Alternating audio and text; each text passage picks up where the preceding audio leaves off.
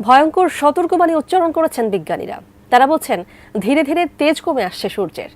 গবেষকরা আশঙ্কা করছেন পৃথিবী আবারও এক সংক্ষিপ্ত বরফ যুগে আটকে যেতে পারে, ঠিক যেমনটি ঘটেছিল ৩৮০ বছর আগে। কবে এই ঘটনা ঘটবে, কেনই বা ঘটবে, সে বিষয়ে বিস্তারিত জানাচ্ছেন পলাশ খান। ধীরে ধীরে ঘুমিয়ে যাচ্ছে সূর্য, হারিয়ে ফেলছে তার প্রলয়ঙ্কারী তেজ। এরই সঙ্গে তাল মিলিয়ে ক্রমশ শীতল হয়ে যাচ্ছে আমাদের পৃথিবী।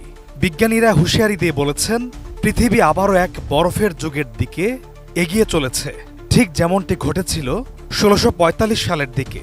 আগামী ২০৩০ সাল থেকে ২০৪০ সালের মধ্যে পৃথিবীতে আবারও ফিরে আসতে পারে সেই সংক্ষিপ্ত বরফ যুগ, যখন সূর্য কিছুটা অন্ধকারে ঢেকে যাবে। এই প্রসঙ্গে মার্কিন যুক্তরাষ্ট্রের ন্যাশনাল অ্যাস্ট্রোনমির সভায় অধ্যাপক ভ্যালেন্টিনা জারকোভা ও তার গবেষক দল জানিয়েছেন সূর্যের মধ্যে বিপরীতমুখী দুই তরলের বিশাল স্রোত পরস্পরের দিকে ক্রমশ এগিয়ে আসছে। ২০৩০ সালের মধ্যে এরা পরস্পরের সঙ্গে মিলিত হয়ে একে অপরকে নিষ্ক্রিয় করে দেবে। ফলে সে সময় সূর্যের অভ্যন্তরীণ তরলের ক্রিয়া প্রতিক্রিয়া ৬০% হারে কমে আসবে। তারা নিশ্চিত করেছেন যে ভবিষ্যতের পরিস্থিতির সঙ্গে অতীতের মাউন্ডার মিনিমাম যুগের মিল পাওয়া যাচ্ছে, যে সময় বিশ্ব একটা ছোট্ট বরফ যুগে আটকে গিয়েছিল।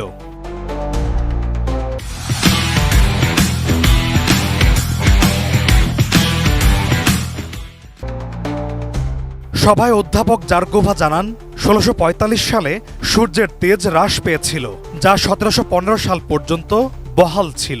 সে সময়কার তীব্র ঠান্ডায় বেশি ভুক্তভোগী হয়েছিল ইউরোপবাসী। গোটা পৃথিবীতেই তখন সংক্ষিপ্ত বরফ যুগ বিরাজ করছিল, যার ফলে লন্ডনের টেমস নদীর সব পানি জমে বরফে পরিণত হয়েছিল। তিনি এবং তার দলের গবেষকরা মনে করছেন আবারও তেমনই এক বড় ধরনের পরিবর্তন আসতে চলেছে গোটা বিশ্বে। তাদের প্রস্তুত করা সূর্যের গবেষণা বিষয়ক একটি তত্ত্ব সমৃদ্ধ মডেল বলছে ২০৩০ সাল নাগাদ সৌরচক্রের কর্মকাণ্ড ৬০% হ্রাস পাওয়ার সম্ভাবনা রয়েছে। ১৮৪৩ সালে বিজ্ঞানীরা সর্বপ্রথম লক্ষ্য করেন সূর্যের অভ্যন্তরে নিরন্তর কিছু কার্যকলাপ চলমান রয়েছে, যার ফলে সূর্যের ক্রিয়াকলাপ প্রত্যেক ১১ বছর পর পর পাল্টে যায়। কয়েক বছর আগে বিজ্ঞান বিষয়ক অনলাইন সংস্থা physics.org এবং যুক্তরাজ্যের দ্য ইন্ডিপেন্ডেন্ট একটি প্রতিবেদনে এই তথ্যের প্রকাশ করেন। প্রতিবেদনটিতে গবেষকরা জানিয়েছিল ১৭২ বছর ধরে এ বিষয়ে ধারাবাহিক পর্যবেক্ষণ চালাচ্ছে গবেষকরা, কিন্তু এই প্রথম মাত্র ১০ থেকে ১২ বছরের পর্যবেক্ষণে সূর্যের কর্মকাণ্ডে অসঙ্গতি দেখা যাচ্ছে।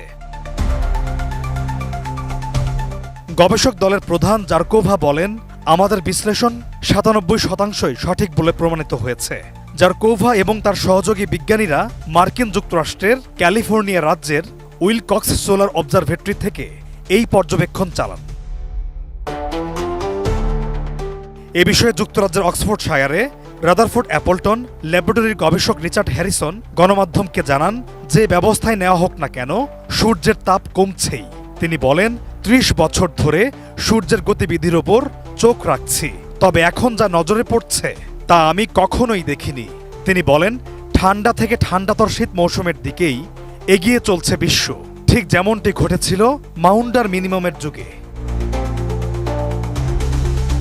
বিজ্ঞানী জারকোভা আরও বলেন, প্রায় ৩৮০ বছর আগেও এই ধরনের ঘটনা ঘটেছিল। তাই সবকিছুর আলোকে ধারণা করা যাচ্ছে ২০৩০ থেকে ২০৪০ সাল নাগাদ সূর্য কিছুটা অন্ধকারে ঢেকে গেলে পৃথিবীতে শুরু হবে সংক্ষিপ্ত বরফ যুগ।